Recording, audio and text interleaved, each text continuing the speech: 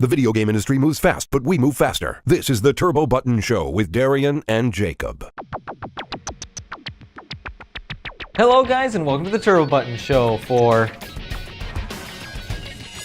December 29th, 2017. I'm here with Christian. Hello. Jacob's not here. I think he's being a lazy bum, is he? Well, Yes. Well, yes, indeed. yes. So today we're talking about video game disorder. Okay. Oh, this things again? Oh my, who did it this time? Tell us, who was writing this down? It's going to be called, well, it's being thrown around being called gaming disorder. And it's going to be officially, or they're working on making it officially labeled as a disease. Like, alcoholism, drug addiction, any addictive, disease. But, it's the World Health Organization, or WHO, that, WHO, okay. But they are working on trying to get it, passed as a disease, like an addictive disease. And I feel like it's going to be... Dude, you can, abuse that. I was about to say, a parent could be like, oh, my son's always playing video games. He plays video games a lot. That sounds like bad parenting. It is. Like, bad parents would always be, oh, they play video games too much. How many hours do they play? 5 hours a week. Dude, I could do 5 hours in, an hour. Okay. I'm a time traveler. So, continue on then. So, some psychologists are like, dude, this shouldn't even be a disease. Mm-hmm. It should just be, if it's a child, they should be, the parent should have say so that they learn how to, balance it, like not fail their school, that kind of stuff. Right. But when it comes to an adult, it could become a problem for adults if they don't hold a job. They lose their job because of it. Not sleeping, not eating, that kind of thing, even with children. But, that's a different issue. It can be fit into an addictive property, but making, a video game thing, by itself, singling it out as a disease seems really weird. It's like a gambling addiction kind of thing, Like loot boxes. Oh, okay, never mind. We're rolling back to an old news story. But, it's a really big thing. And I'm looking here. A lot of this stuff is actually being looked at in the University of Wisconsin La Crosse. All right, so we can just hop on over and slap and say no, don't. But this is a world issue, though. This is like saying this is a disorder that's going to be. So saying speed running is also a disease now? Oh no. It's one of those things. They'd see it. I would see it as a disease or as a an issue if some of these video games cut into their life into a negative thing where the video game is the only thing they do. But if they're making money off of it, that's good. Mm-hmm. If they're actually able to live a good social life, have a fulfilling life, that's all that should really matter. And if they're not killing themselves over it, if they're not losing their health and losing their mind, whatever, if they're healthy,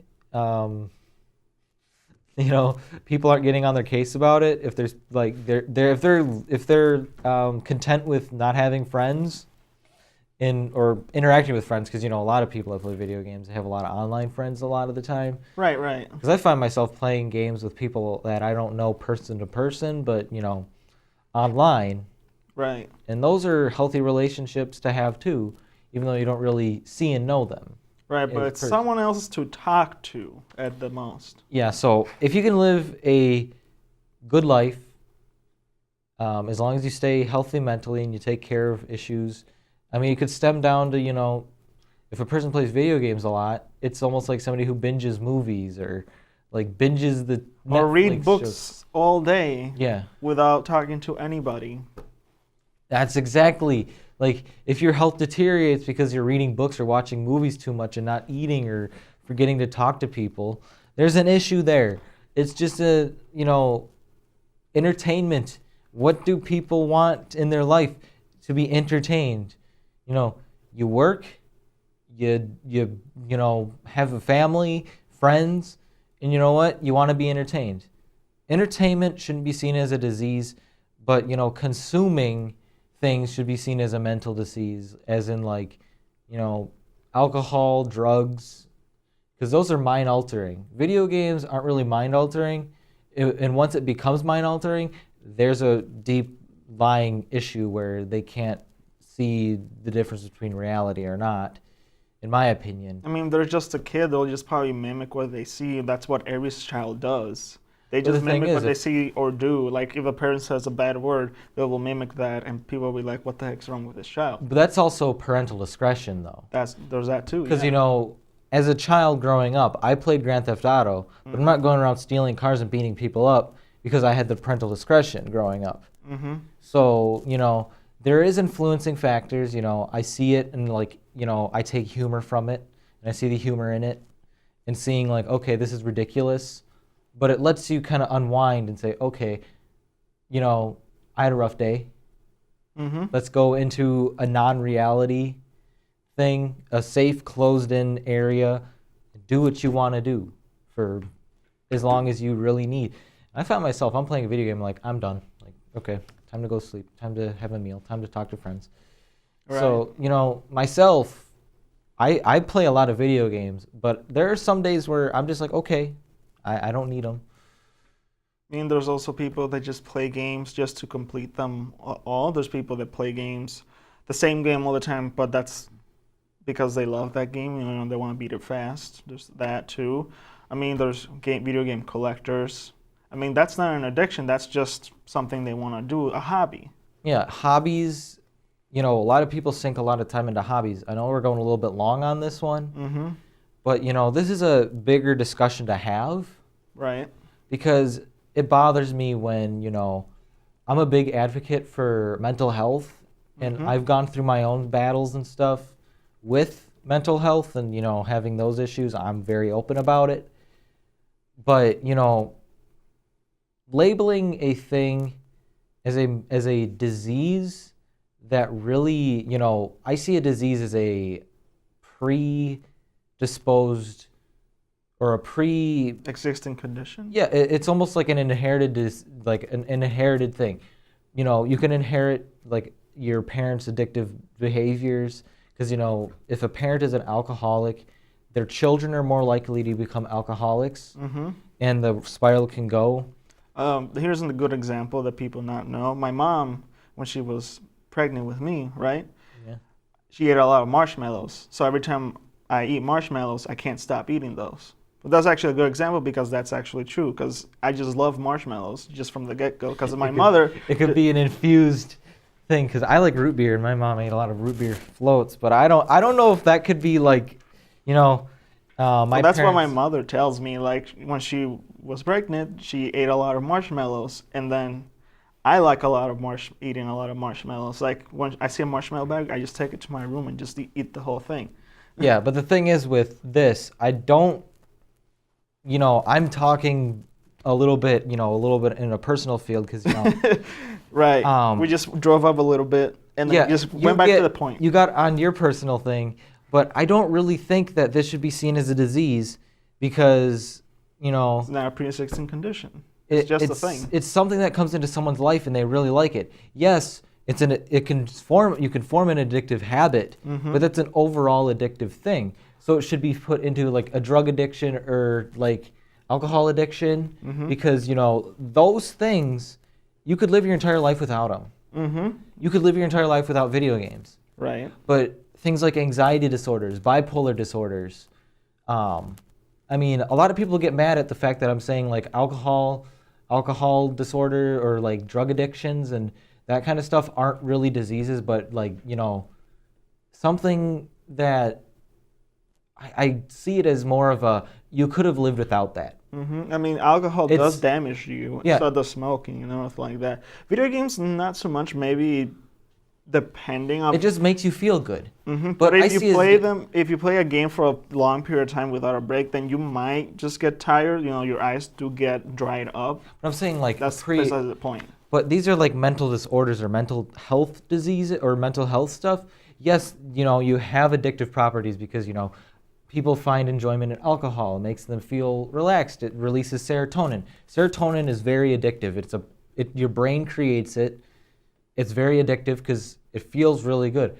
Or you get your, I forget what the other one's called, the one that makes you basically happy, makes you feel good. Right. You get these different hormones and brain chemicals going because of video games are rewarding. Shooting up heroin or smoking a line of coke gives people a rush. And I'm gonna be straight and forward.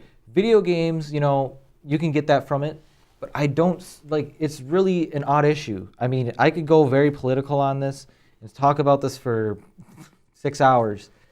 But Like this is a podcast. I don't see this as being on the same line as somebody, say, with a bipolar disorder, schizophrenic disorder, anxiety, depression disorders, any of those. Because, you're kind of born with those.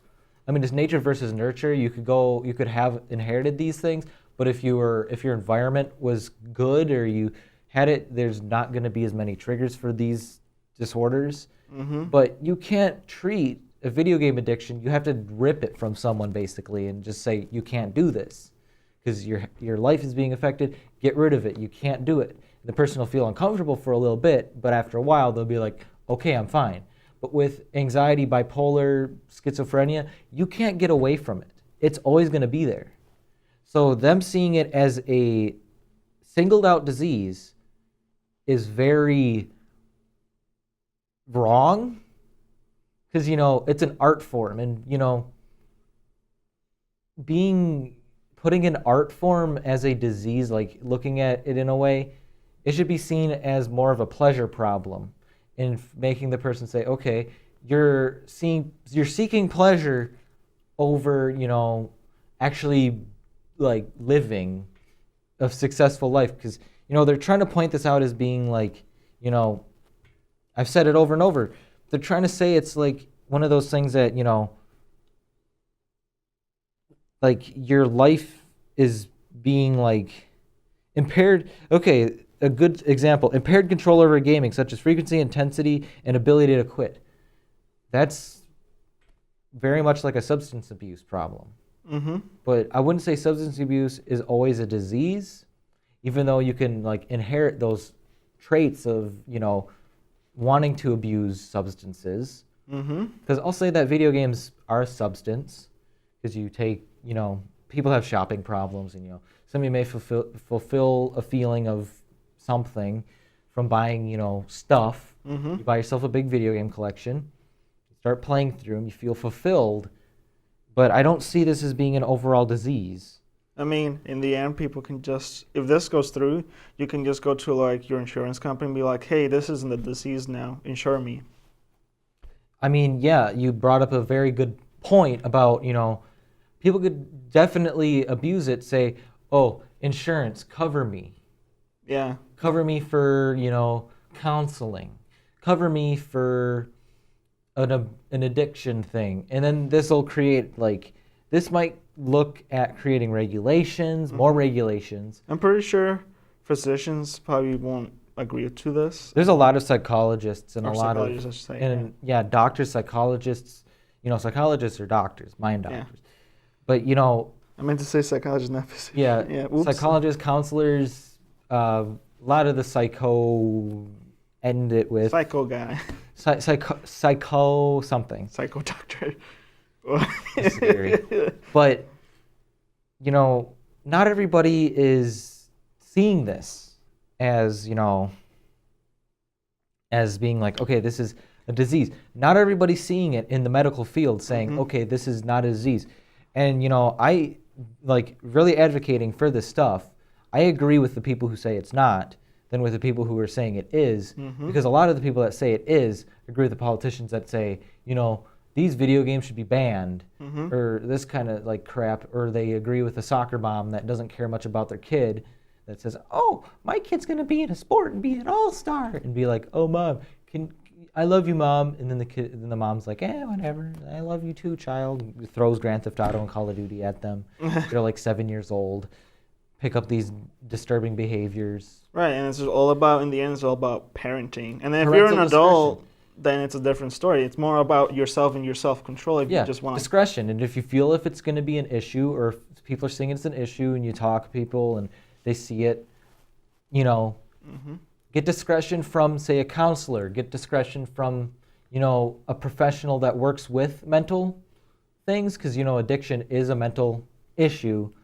But singling it out as a disease, it's kind of taking the short stick of it and saying, okay, this is, a lazy attempt of trying to say, okay, let's just abuse the insurance companies even more. Right. And make it so that, insurance policies are going to be getting more stupid, because the more diseases and more crap there is, the more muffed up the insurance companies are going to become.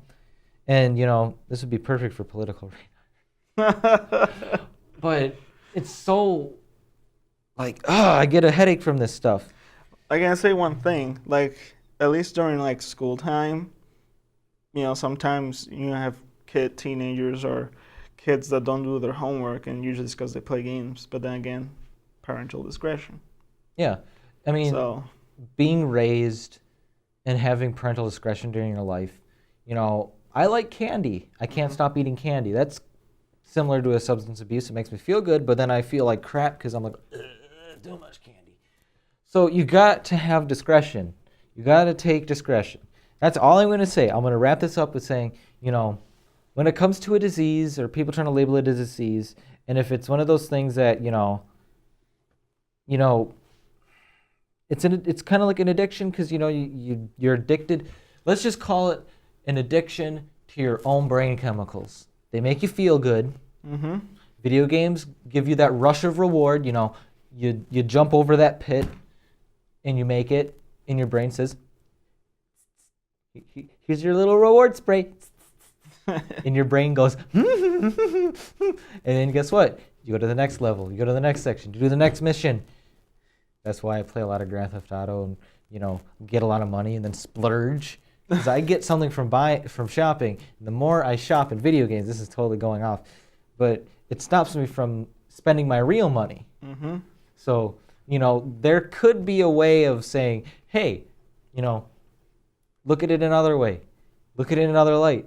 If you have something, substitute it with something. If you have an addictive property to something, find something else fulfilling. Spread it out. If you want to have something fulfilling, find a job you love. Collect amiibo. Well, if it's fulfilling, don't go in debt because of it. And eat. Amiibos are expensive, man. So eat.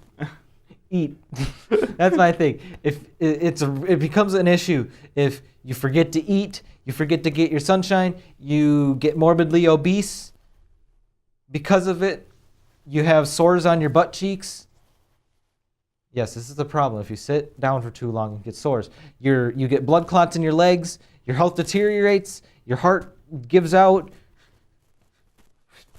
Cut it off. Just no. That's why you get a comfortable seat. But then again, that's why you get a good racing chair. You basically get like a race car seat. I'm going totally off. You get take care of yourself. This has gone on pretty long, but take care of yourself. This. So we're done then. Turbo Button podcast today. Jeez, I haven't talked for a few days, but Well, we're just catching up with the lack of turboness. Thanks, New Year's. I'm just gonna say this is our last Turbo Button show of the year. Mm-hmm. Go out with a big bang. Yeah, go out with a big bang this year. It's a Friday, but I'm looking at an article. A lot of this stuff, I'm scrolling through this article, and I'm covering all the points that this article has covered without even reading it. We're scrolling down on the bottom, but I'm going to say the quote, if it's like dessert of the work at the end of the day. So, you're at work, had a stressful day at work. Unwind with a video game. It's, fulfilling. Yeah. But if you find yourself like not being able to quit, set a timer. Set like, okay, I want to accomplish a couple of levels. And if you tell yourself, I want to play another level, if you're not losing sleep or if it's not whatever, say, okay, I can indulge a little bit. But if it becomes an issue where you're staying up for 12 hours, no sleep, 24 hours, 26 hours, 36 hours, dude, settle it down and maybe limit yourself to like 1 or 2 hours a day. I can go pretty comfortably with 1 or 2 hours sometimes. Half an hour sometimes good enough for me. But, a lot of people, a lot of people suffer from many different things. But I think video game addiction is just pulling a lazy, I mean, it's not recognized yet. Video game addiction like proven wrong before a bunch of times? It was, but it's kind of looking like it looks like a substance abuse problem. Right. Because, substances, you're not getting drunk to get drunk. Your brain is giving you chemicals that make you addicted. And, the things itself aren't really addictive. It's what it does to your brain. And what your brain does is what it sees. So you're really getting addicted to your brain chemicals.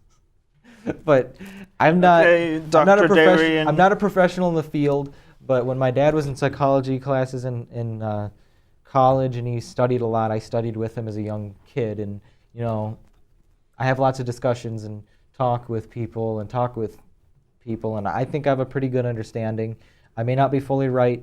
I'm not the person that you should get all your opinions from, but I am a huge advocate, and I love to talk about mental health. As I said before, I've suffered from, or you never stop suffering from mental health issues. You just cope with them.